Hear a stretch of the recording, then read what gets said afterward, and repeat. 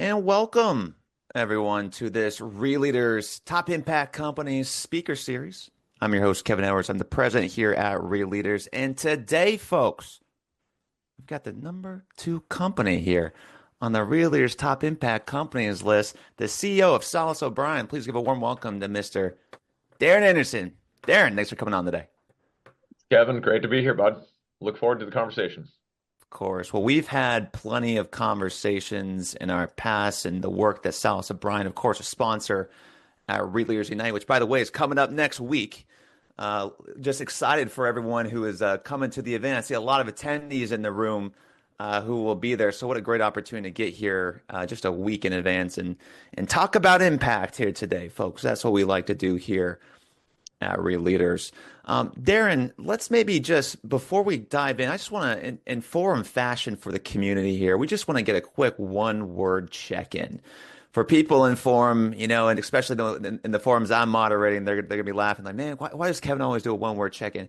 It's just a great way to see where we're all at today, okay? And so the one-word check-in is, what is one emotion?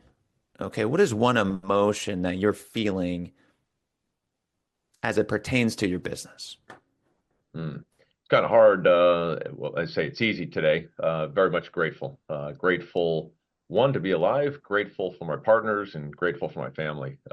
Unusually to start it off, but yesterday I was on the tarmac ready to take off when that plane in Washington, D.C., Reagan, was about to land. So we were right there when that happened. So talk about bringing things home to reality of life and a surreal moment. So yeah, I'm feeling very grateful to be alive. I'm very sorry for the families and the lives that were lost, but it really brings home intentionality, what you're doing every day and why you're doing it. It certainly puts things into perspective.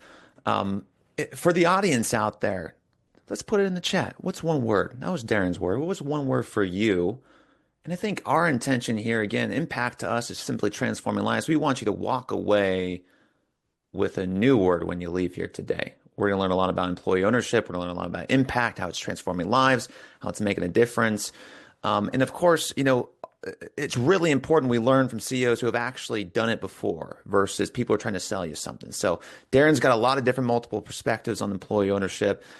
He's kind of gone through his own journey. We'll talk about that today. But if we can get one word in the chat box here real quick, I'd love to see, okay, awareness. Would love to see how everyone is feeling this morning or this afternoon. But with that being said here, okay, stewardship, another great word that's coming in there, that inner strength, resolute, promising. Thank you. Clarity. Thank you. Good. Good to hear these check-ins here today. Okay, Darin. Well, I know we've got about a 45-minute fireside chat. We'll have a quick little presentation. Folks, we're going to open up to Q&A later in this conversation today, in the last 15 minutes. So do save your questions for the end. There's something that comes to mind. Maybe you're navigating it. Maybe you just became an employee-owned company. Maybe, congratulations. And what are these things that you want to know? We want to learn from someone else who's been there before. Ask those questions either in the chat or save them, raise your hand for afterward. With that being said, Darin, let's go ahead and just give the audience a quick overview about Salas O'Brien. So if you could, maybe share your deck and just tell the people a little bit about your journey. Yeah, happy to. Thanks, everybody, for taking the time here today. I'll give you a little background on Salas O'Brien to the extent that you're not aware, and I think it'll just set the framework or foundation for our conversation and what we've been through and what our journey is and the impact that we're making in our communities and, more importantly, in our team members' lives. So let's go ahead, Zach. So a little bit, we are an employee-owned organization. We provide consulting engineering services and technical solutions across North America. So we design major healthcare facilities, hyperscale data centers, industrial, pharmaceutical facilities, defense facilities, and I would say food and beverage facilities. We like to work in very complex types of environments, heavy mechanical, electrical, structural systems, as well as processing systems, as well as technology, kind of acoustics area. So very complex, highly skilled engineering teams, and hard to find talent, really, at the end of the day, and keep talent because they're in such high demand. But we today, over 90% of our team members own shares of Salas O'Brien, so all common shares today, and we'll talk about that a little bit further. But we are really leading the world in terms of our innovation and the work that we're doing. We are touching almost every American 2 or 3 times a day because of the facilities that we work, design, and deliver. Give a little background. In 1975, Dan O'Brien founded the practice. Carl Salas joined him in that same year. In 1975, there were 17 members. When I joined, I was the CFO of a larger organization and decided to go out on my own. And Carl was 100% owner at the time, and we had 30 team members doing $5 million of revenue, and we had very limited profitability. But I had a vision of where I wanted to create an engaged, passionate, employee-owned organization. Fast forward 2016, we had continued to grow. We had grown organically, and we'd grown through mergers as well. Through 2016, we had 300 team members doing about $62 million of revenue and $5 million of EBITDA. And we had at that time 45 shareholders, and we decided that more people wanted to have ownership of the organization. So we'd gone from 3 owners to 45, and we decided to do a 100% S Corp ESOP. I don't know if you're familiar with that, but it's a trust that's set up that now all of the employee owners get, we'll say, rewards of ownership passed to them over basically a 20-year period of time. So the whole premise was that I wanted to retain our team members. I wanted them to be vested and aligned with the long-term success of the practice, and it really worked. As we expanded employee ownership, we haven't lost any of our leaders in the organization. In fact, if I fast forward to today, over the last 15 years, of our top 800 leaders in the organizations that have joined us, there have only been 2 people that have left our organization. We've had 95% retention of all of those. The remainders have been retirees. So when you have a shortage of talent, you want to retain them as best as you possibly can. Anyway, we decided to do an ESOP, and there are many advantages to an ESOP. Essentially, an ESOP is a tax-free vehicle. So you can be a for-profit organization and not pay federal or state income taxes, which is extremely powerful. And if you're selling shares to the ESOP, you can defer the gains on that, both federal and state, almost indefinitely into your estate. So it's a very attractive, I would say, arrangement for the sellers to share, but also for an ongoing organization, is that you are a tax-free organization and can build gains and build wealth for your employee shareholders very easily. So it's very attractive. We continue to grow, doing mergers as well as through organic growth. And so in 2020, we undid the ESOP, very unusual, because you could see we had tremendous growth from 300 to 1,450 team members. But the ESOP was actually limiting our growth because you can't issue new additional equity. It's very limited and finite. And so we had merger partners that wanted to join us, but we couldn't issue equity to them. So as a result, we undid the ESOP and went back to a direct ownership model. To make a long story simple, we converted all of those ESOP shares into direct shares. And as part of the transaction with the ESOP, we had subordinated notes that the whole consideration of that transaction hadn't been paid off. And we rolled those subordinated notes back into equity of the organization. And what it enabled us to do is that we now can issue new equity if we wanted to raise capital, or issue new equity to new mergers that came into our organization. And so that really helped fuel our growth further. So in 2020, we had 1,450 team members. We were achieving $160 million of revenue and $17 million in EBITDA.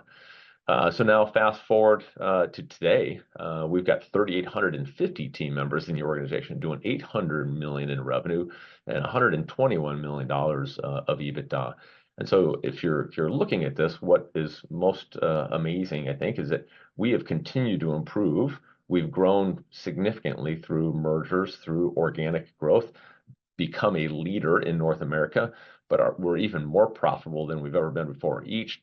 Basically 3 years, 4 years, we are elevating in terms of higher performance. And everybody in our team is now, we have 90%, as I shared, 90% of our team members are employee owners of the organization. And there are 3 different paths to ownership. You can buy shares directly, you can participate in the 401k match, and or through stock options. And we'll talk about that a little bit further. At the beginning of 24, we actually got an investment from Blackstone. Some of you may be familiar with Blackstone, probably the largest alternative asset manager in the world. And so they invested 20% into our organization, and it allowed all of our team members to take some chips off of the table for the gains that we had realized. We have averaged over 90% return on our invested capital over the last 16 years, which is extraordinary. So our whole premise has been we want our team members to be able to realize the rewards of the growth and what we've been able to achieve as an employee-owned organization during their lifetime, not when they're 65 years old and they don't really need the money as much. We want to be able to realize it when they can buy a house, when they can put their kids through college, things like that, and enjoy it. So we made a very intentional decision to sell 20% of our organization to Blackstone at the beginning of last year. And there are other reasons that as the Blackstone ecosystem has been an accelerant for our organization as well. And I can talk about that a little bit further. So they're very, very intentional why everything that we do is very thoughtful and very careful. There's nothing by accident. Who we partner with, who our merger partners are, who we bring into partnership in the organization, always very careful about the qualities, the character, the values, what their goals are, and what does success look like for us as a team. So let's go ahead next step. So I would say employee ownership by far has had a transformational impact on our culture and a total alignment and our long-term growth. Our retention is top decile in the industry, even though we have also had the fastest organic growth. We've had the fastest merger growth. We are a top decile in terms of earnings performance, and we have the highest retention of our leaders as well as team members by over 5 or 6 points, depending on the year. And in an industry that's highly competitive, that's a differentiator, right? And this is a relationship business. What we do is a relationship business. People trust you to get the work done.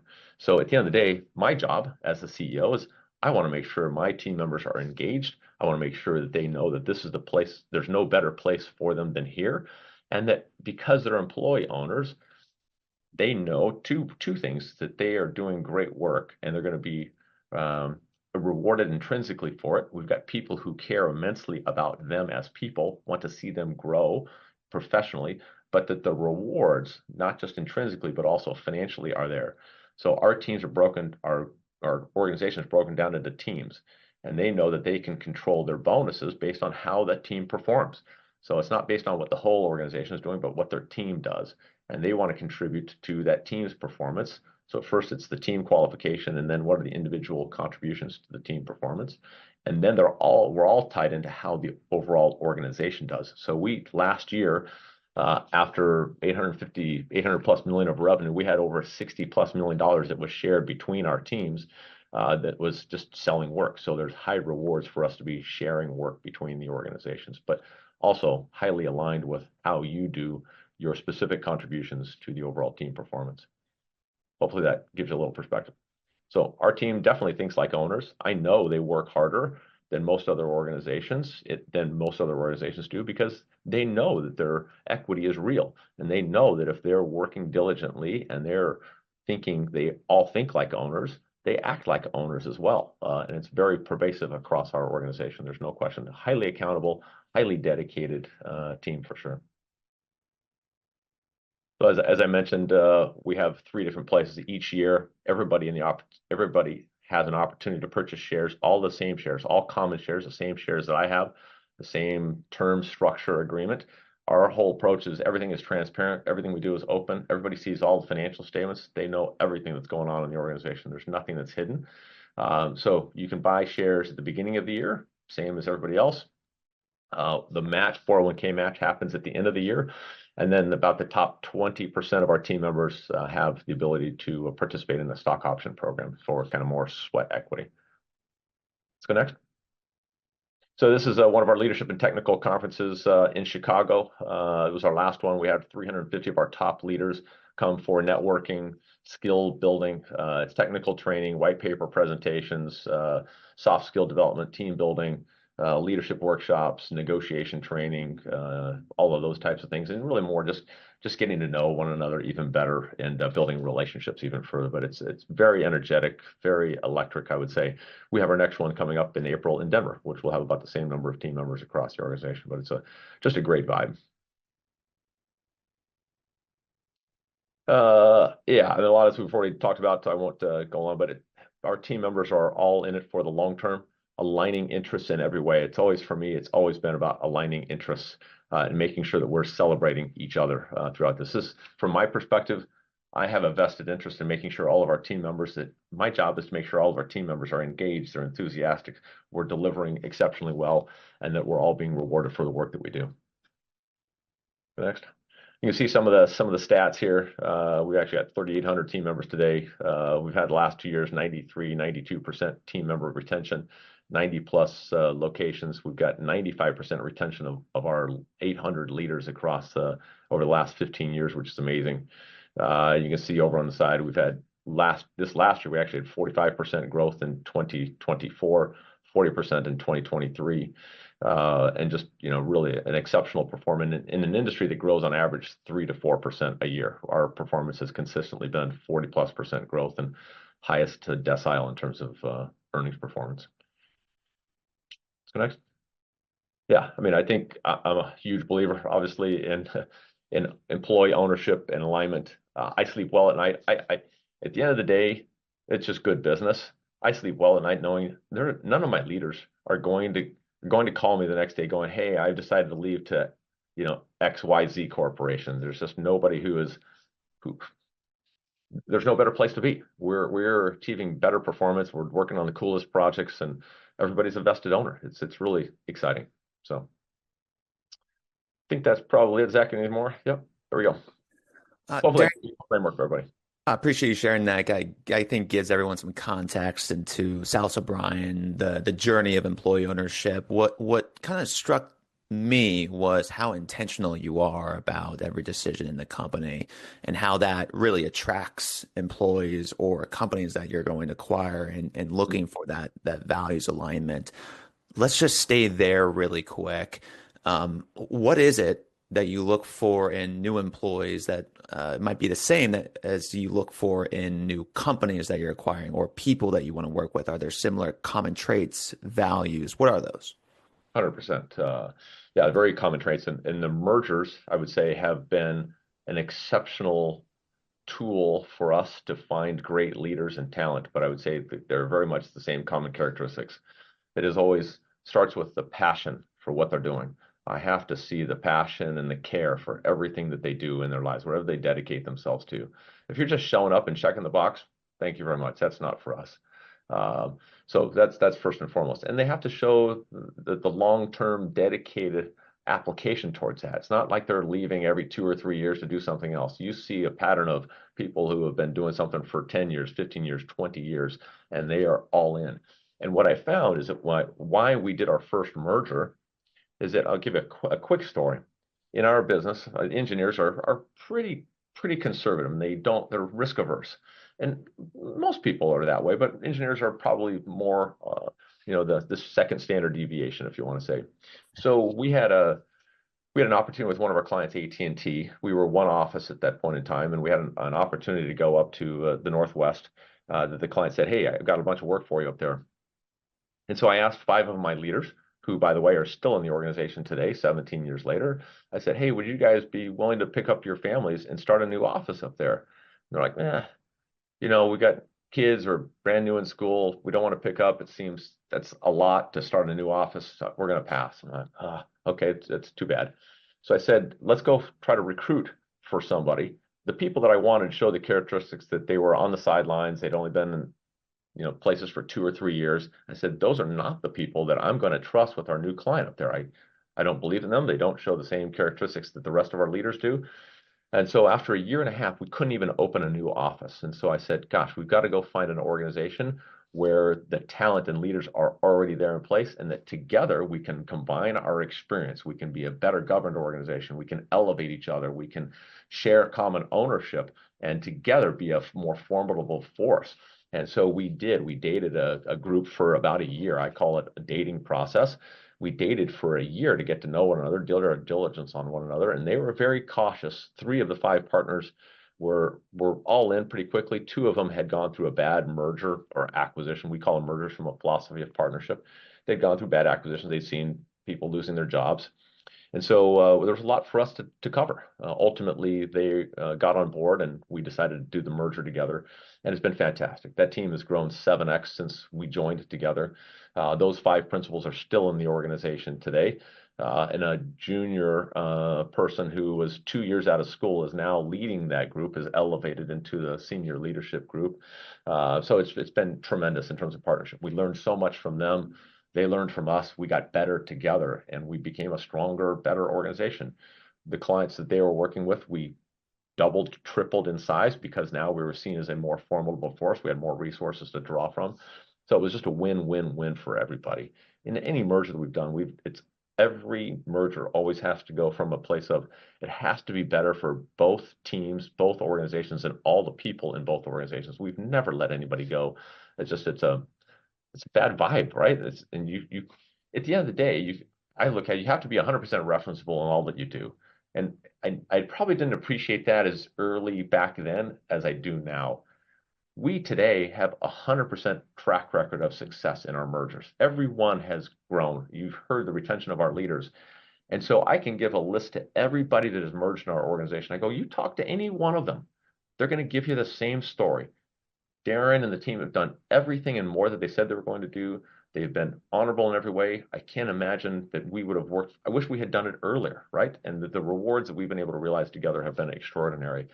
But when you become that merger firm of choice and you're 100% referenceable, you don't want to say, oh, you can talk with these 5 people over here. They're going to give you the story that I want you to hear. But the other 5, I don't talk with them. No, you talk with any one of them. I won't be in the room and they're going to hear the same thing. At the end of the day, that's what makes you the attractive partner for the types of organizations that you want. So my mindset is always, I want everybody to want to work with us. Whether we choose to have them in the organization, that I want to be our choice. And they have to have the characteristics of the strategy, the mindset, the care. And the great thing about our mergers is that I get to see a whole year, I get to see 5, 10 years worth of history of how they make decisions. How do they treat one another? How do they treat each other? What's the engagement for the other leaders? How do they talk to their other team members? What's their retention? What's their growth rate? So people can talk in an interview, 1 or 2 or even 3 interviews, but you don't get the whole picture. Now, when a merger, I get to see all the evidence of it. And I get to see whether what they say is actually backed up by reality. And so for me, it's been the greatest way to find better leaders because the leaders that I want are embedded in organizations and they're not looking to leave. They're heads down working with clients and projects. The ones that are on the sidelines are the ones I'm going, you're probably not the one I want to be talking to. And I don't know the real story of what's going on. So anyway, hopefully gives you a little back, but it's incredible technical skills, passion, and zealousness for what they're doing, a longevity, and I would say an incredible care for their clients and for their team members. Almost exclusively, our team members and leaders care for their team members more than they care for themselves. It's hard to imagine sometimes in our what I would call a very selfish world that our team members and leaders care for their team members more than themselves. They sacrifice themselves. It's my job as a CEO to make sure that they are well taken care of. And so I know my leaders have to be an extension of me and how they're caring for one another. And if I don't see the same level of intensity or the care that they have, I can't trust them to carry out our vision unless we're aligned together that way. Sure, sure.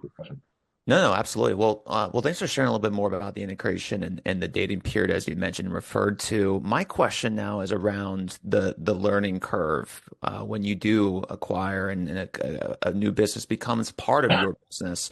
I would imagine, going from one culture to the next and now getting into this ownership mindset, there's got to be some education or some communication gaps along the way. We hear a lot when people get into an employee-owned trust and an ESOP, it's very difficult to communicate that value to the existing employees in the organization. What have you learned so far? It's a good question. I'll first start of we probably talk with 10 to 15 different companies before we would extend an offer to merge with. So we have a very, I would say, stringent qualification criteria before we would extend an offer. And a lot of that goes to is that the cultures, we're not looking to change anybody. We're looking to evolve together, but our cultures are very similar. So it starts again with the leaders and how they care for their team members and the technical work that they're doing and the passion for it. And sharing the vision is that none of the leaders that join us, they're not looking to exit or leave the next year. They're all rolling a material amount of equity in the organization, and they have a horizon of, we'll call it 7 to 15 years. So we have a long-term horizon and alignment together, but we're not looking to change their culture environment. We're looking to help improve and evolve one another so they continue to make the decisions. They're healthy, vibrant teams. They continue to make decisions on a local basis. We just bring resources to them. We improve their systems. We share talent. We share knowledge together, but it's their choice to use it. And why do they choose to use it? Because they see the peer organizations within our ecosystem are really excelling and they're smart and they're doing well and that they can learn from some of our peers, but we don't force them to do that. We do integrate back office systems, so our HRIS systems, our accounting project management systems, those types of things, making sure they're on our network, making sure we're secure. But the way they deliver to their clients, the decision making in terms of pricing, execution, delivery, we share that knowledge together, but we don't force them to do it. So it's very unique in that they continue to preserve the local decision making and empowerment with their teams because we know and we trust them. When I go into a merger, I know who they are as people, and I know they're going to take care of their team members just like I would. Otherwise, we wouldn't have gone into this merger process and concluded the merger together. But we're very involved in terms of what's the value that Salas O'Brien brings. What should we expect from our teams together? What should you expect from us? What does employee ownership look like? So we introduce them to employee ownership. We introduce them to more transparency. What does it take to run a successful practice? What are the drivers? We educate them. So it is an eye-opening, I'd say, for many, but a very positive, constructive type of thing. We want to build leaders. You can't, if you're not sharing knowledge and you're not building leadership talent, right? They never can really become effective leaders. So we want to share that knowledge and be more open with them as a team. And I'm very involved with every merger and making sure we're announcing that and communicating with the team just so they know what is Salas O'Brien all about. And our leaders are very engaged as well. I don't know if that gives you some Yeah, specific. it's helpful to understand kind of how you educate, I guess, new employees or new acquisitions in those employees in those companies in terms of the value of ownership and what it can do for them in terms of either building wealth or I guess personal gains. My question for you is just in general, like incentives, like for employees, are they typically driven by this idea that if they do well, they're going to build more equity in the company, or are there other personal goals that you set for, I mean, easy example would be a sales rep, right? A certain pipeline goal that they need to achieve. In your experience so far, Darren, like where have you landed in terms of the best incentives for these employees? Yeah, it's a great question.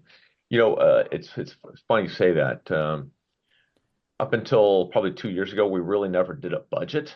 And usually you can see our growth has been pretty tremendous. And a budget sometimes can set artificial restraints on people. And so I'm all about make good decisions every day. So let's talk about what are the resources that are necessary. Let's make good decisions to grow the practice. And so our incentives are aligned by one, as I shared earlier, one, we have a great benefit program, and every year it gets better. I mean, today we just became a self-funded program. And so we've offered a better benefit program, trying to keep costs lower, but expanded the benefit that we're able to bring. But our salaries are good, but our bonuses are always getting better and better because there's no limit to what our bonuses can be for our team. And so our bonus program is a percentage over a threshold. So we basically go, if you achieve 8% EBITDA, everything in excess of that, 30% of that goes to that team, and they share those rewards across that team. So the goal is for the team to succeed together. The nice thing Right. about that is that it's not just one person. Our group, we sell together, we execute work together. It's not just a single person that does the work. It takes teams to deliver. And so we Right. want to make sure the team is working well. And they also are accountable to one another. If Johnny over here isn't doing his job very well, say, hey, Johnny, you need to deliver. You didn't deliver that on time. That you're going to affect our bonus program. So you're held accountable to one another. And so those teams are very accountable to each other, and they know the rewards can be unlimited at the end of the day. And then the additional component is the employee ownership, right? So they can buy into shares of the organization, or they're participating through the 401k match, or what was formerly the ESOP as well. And so they see our share price continue to grow, and they're very engaged with how is the overall team doing. We know how our team is doing. They want to see how is the overall team doing. What are the additional mergers that we're doing? They embrace new mergers because they know it's going to be beneficial. They're going to be able to sell more services. So when our team, maybe if we're doing traditional mechanical, electrical, structural, and now all of a sudden we've got geothermal experience coming in that they can now sell to the organization. So if we can sell more work into the same organization, fantastic. That helps our client and it helps us win more at the end of the day, and their share price continues to grow. So all of these factors come together. It's education, it's awareness, but aligning the incentives for personal bonus that there's no limit to what they can do, and then they're participating in the share growth across the whole organization. So they're rewarded to bring in new services. They want to see new partners come in so that they can help elevate their clients, and they know that they will be rewarded like I would be as a shareholder of the organization. So hopefully that helps. Yeah, it's interesting. What we have seen in this past years, there was an article that Paul Graham put out on this founder mode concept, where, tech bros in Silicon Valley went absolutely crazy on, and it really talks about the founder of the company being in the weeds in management in order to actually grow, and that there's no playbook for this kind of stuff. However, what I'm hearing is that this really seems like an autonomous company. It really seems like you've built alignment. I'm just out of curiosity, like, what's your involvement with leadership, and how do you build alignment across an organization of this magnitude? Yeah, that's gets more challenging, to be perfectly candid, as you grow from a 30-person practice to a 4,000-person practice. And I expect we will have continued great growth in the years ahead. And before I answer your question, I would say what I haven't shared is that for me, success is that I want to see this organization thrive long past my lifetime, and to be an enduring organization that is changing lives for the better forever. So I want this to be an employee-owned organization. I want my team members' children and their children to be able to come into an employee-owned organization and be celebrated as engineers and make it a great impact in our community. So for me, that's what success is. Some people may see success as, oh, they want to have a big win in 5 years and sell off to a company and go away. To me, that's not success. That I define it differently. I want to see this organization thrive. I'm going to do just great financially, but it's the joy, I think, at the end of the day for me, is my financial needs have been met.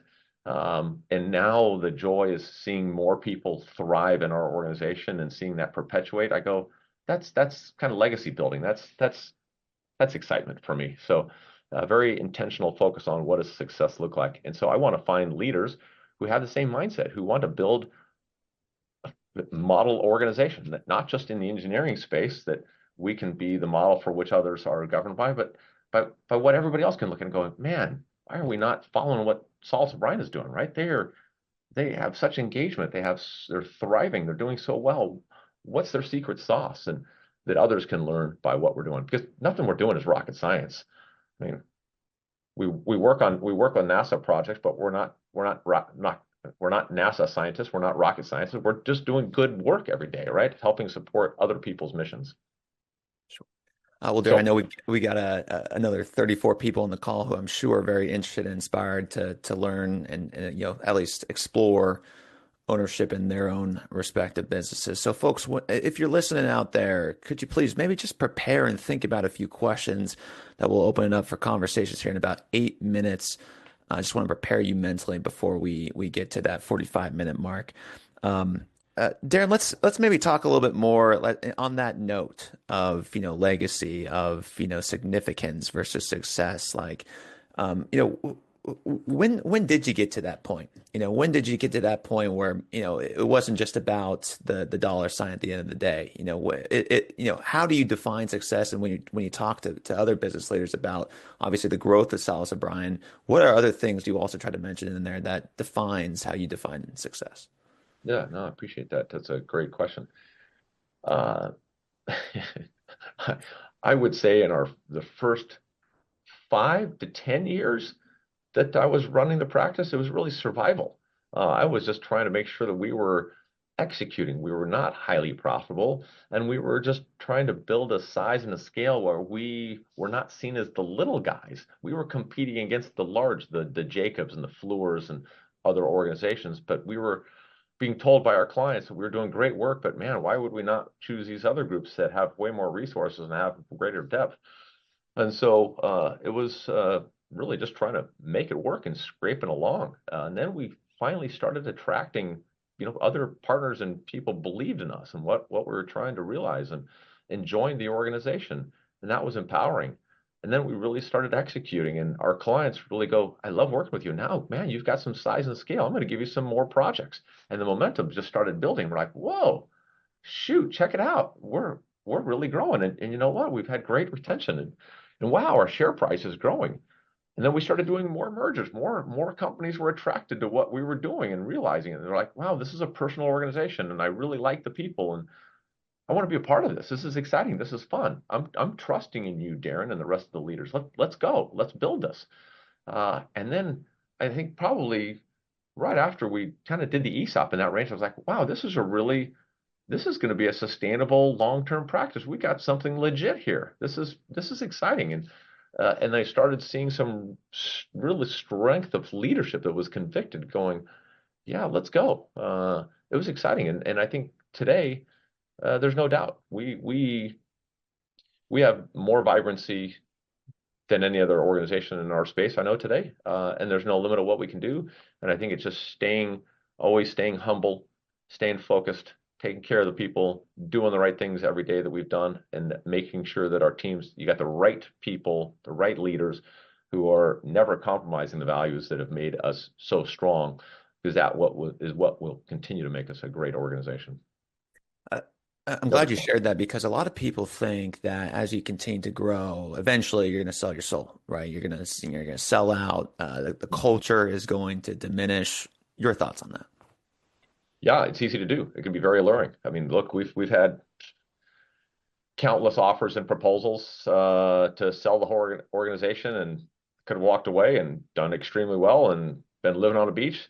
And I had to ask myself, I go, would our team members, would they be happy with that? And that's not the commitment I've made to our team.